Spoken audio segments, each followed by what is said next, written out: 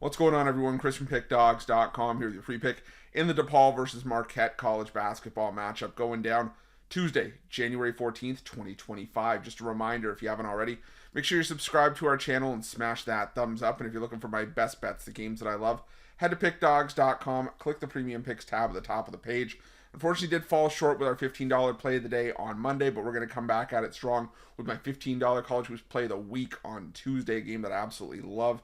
So make sure you jump on board with that. There's also going to be other action, NBA, NHL, and it's going to be like that all week long as we head to another loaded weekend of action with a stacked college hoops card on Saturday, more NFL playoffs as well. So make sure that you jump on board. Use the promo code PICK at checkout for 15% off your purchase, whether it's a daily or long-term pass.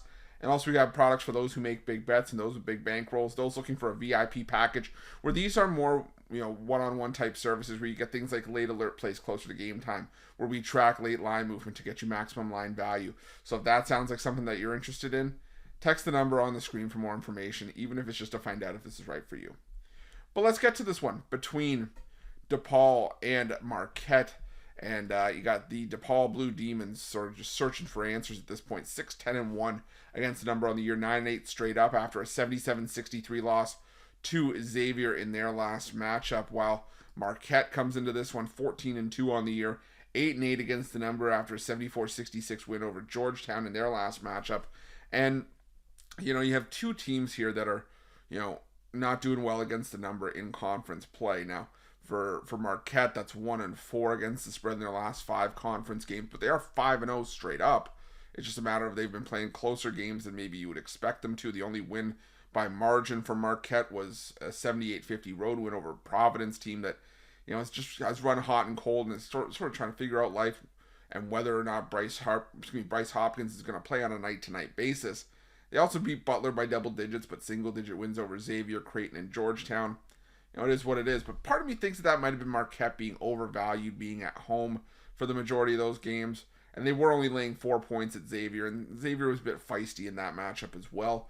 But then you look at DePaul, who just has not had any breaks go their way. I mean, the closest game that they've had in conference play so far was, the 5-point road loss to Seton Hall in a game that was probably one of their best chances at a conference win this season. A game that they were leading late. They were leading by 3 with seconds to go before Seton Hall forced overtime and eventually won the game in OT and, left DePaul kind of searching for answers. And, this is a DePaul team that, you can beat Wichita State at home, in the non-con. And, that's all well and good. But realistically, if we still look at season-long numbers, in terms of strength of schedule, DePaul's strength of schedule is 166 right now, and that's only because of all the solid teams in conference play that they've been up against. Teams like Xavier, Villanova, UConn, St. John's, Providence is still a top 100 team, Texas Tech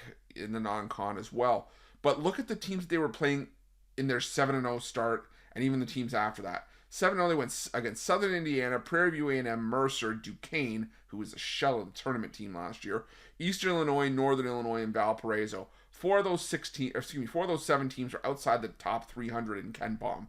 And then Loyola Maryland was 298. They beat them just after the Christmas break and have the home win over Wichita, which was a bit of an eye-opener for me. Maybe that says more about Wichita than it does DePaul. But again, when you play a soft schedule like that, you're probably going to get soft results when you have to take on the good teams once you get into conference play. And I think that that's just what's happened here with DePaul. I'm not reading into Marquette's, ATS issues this season. This is still a really, really good Marquette team with a lot of solid guard play, with a lot of depth. And I just think that they can go into DePaul and steamroll the Blue Demons here. I know last year when these two teams met in DePaul, it was a game where DePaul actually covered despite being an abysmal team last year. They lost by 13, catching 18 points. I don't think that result's the same this time around. I think Marquette goes in and takes care of business. Give me Marquette in this one, laying the points, and that's going to be my free pick. But just a reminder, if you haven't already, make sure you subscribe to our channel and smash that thumbs up. And if you're looking for my best bets, you can find those at Pickdawgz Premium. Why are Pickdawgz?